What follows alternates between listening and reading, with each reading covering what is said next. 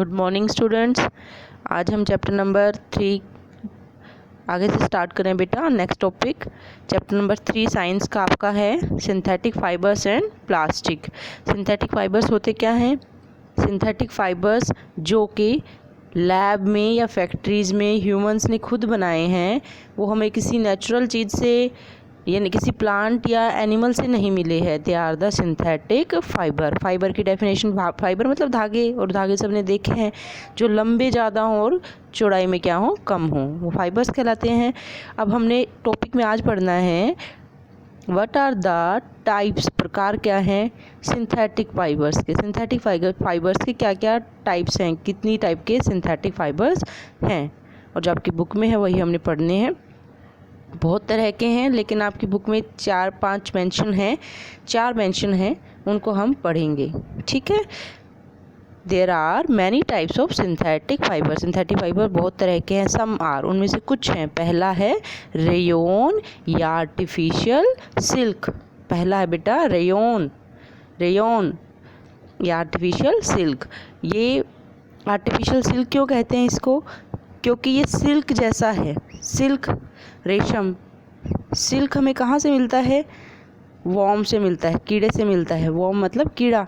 कौन सा है? Silk worm. सिल्क वॉर्म से हमें सिल्क मिलता है। लेकिन सिल्क वॉर्म से जो सिल्क मिलता है तो हमें क्या करने पड़ेंगे? कीड़े पालने पड़ेंगे, रेशम के कीड़े, और उनसे हमें सिल्क ऑब्टेन होगा, ठीक है। तो ये क्या था?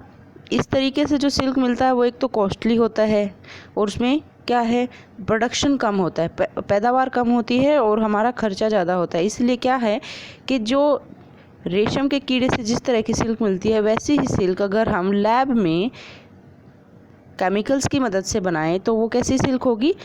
सिल्क जैसी ही दिखे, काम सिल्क वाला ही करे, लेकिन आर्टिफिशियल हो, तो वो कहलाती है आर्टिफिशियल सिल्क। और उसका दूसरा नाम क्या है? रेयोन। पहले ये जो सिल्क थी, ये चाइना में, इसके बारे में कुछ लिखा मैंने, मतलब क्योंकि आपकी एनसीईआरटी में है, एक स्टोरी लिखी हुई है कि सिल्क पहले कहाँ मिलती थी और ये किससे मिलती थी, तो उसके बाद ये क्यों हमें आर्टिफिशियल सिल्क बनाने की ज़रूरत हुई। यहाँ पर है silk fibre was obtain. Silk fibre पहले कहाँ से मिलता था? ऑब्टेन, प्राप्त होता। ऑब्टेन मतलब ये वर्ड 3-4 बार आ चुका है, प्राप्त होना। From silk worm, silk worm से मिलता है। Which was discovered in China, कि सिल्क वॉर्म से सिल्क मिलती थी, और ये चाइना में पता चला था। इसका मतलब चाइना वाले लोगों को कीड़े से सिल्क बनाने की प्रोसेस पता थी, उन्हें वहाँ पर, मतलब चाइना में मिलता था ये, ठीक है।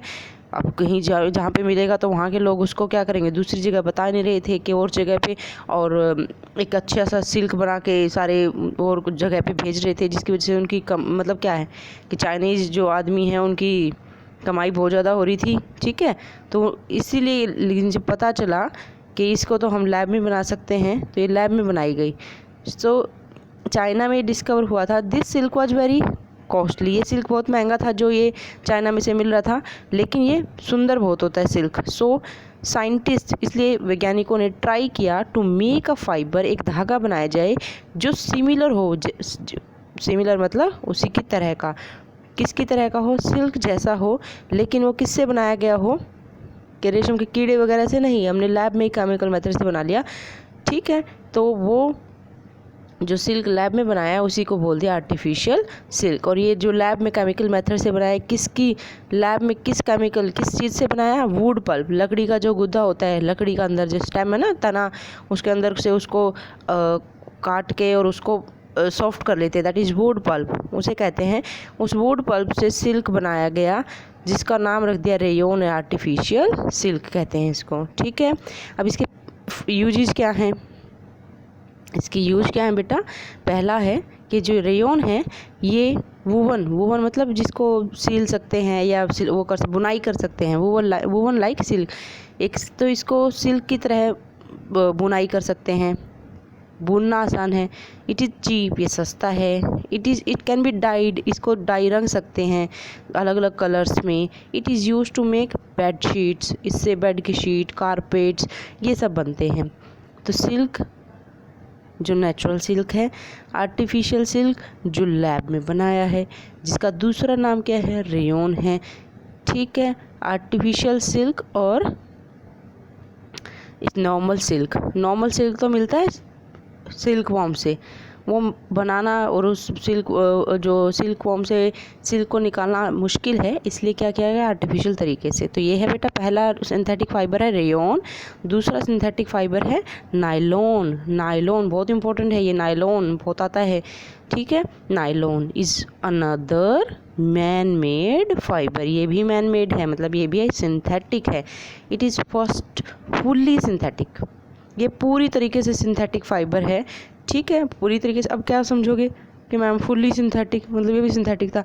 नहीं, ये जो ये रेयॉन है ना, रेयॉन ये सेमी सिंथेटिक है बेटा। रेयॉन सेमी सिंथेटिक, सेमी मतलब हाफ, आधा, सेमी मीन्स आधा। सेमी सिंथेटिक क्या होता है? जिसमें वो आधा क्या हो, semi synthetic means, semi means आधा,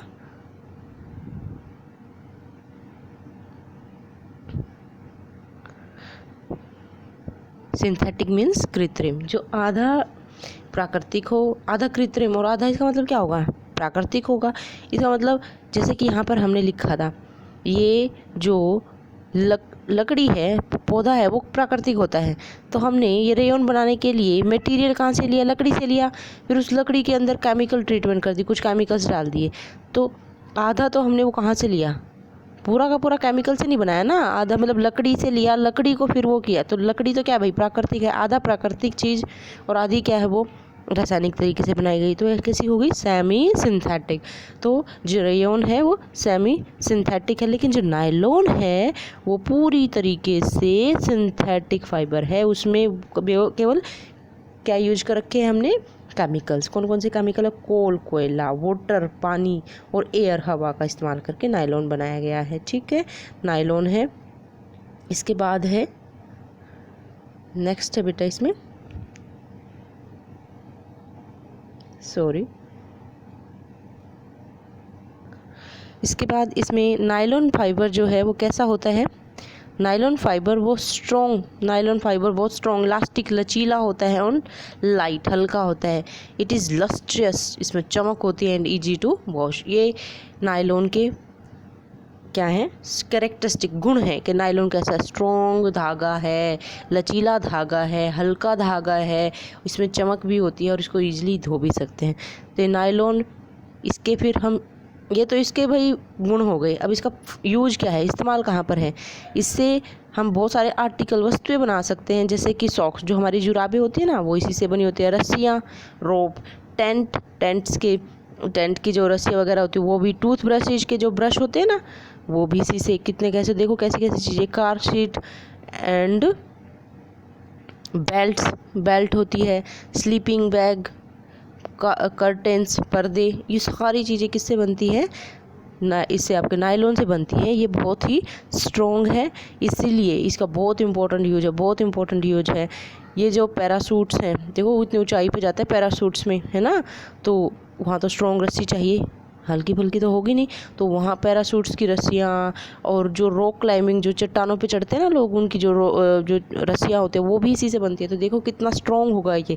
नायलॉन एक सिंथेटिक धागा है जो पूरी तरीके से सिंथेटिक है, ये बहुत स्ट्रॉन्ग है, तभी है ना होगा, क्योंकि इससे ऐसी ऐसी चीज़ें बना रहे हैं तो स्ट्रॉन्ग तो होगा ही। इलास्टिक मतलब लचीला, आपको जो वर्ड इम्पोर्टेंट है, बस ऐसे ही इसके गुण पढ़ने हैं, इसके यूजेस पढ़ने हैं, इतना ही है। ओके, आज ये दो ही करने हैं आप लोगों को। आई होप कि समझ में आ रहा होगा।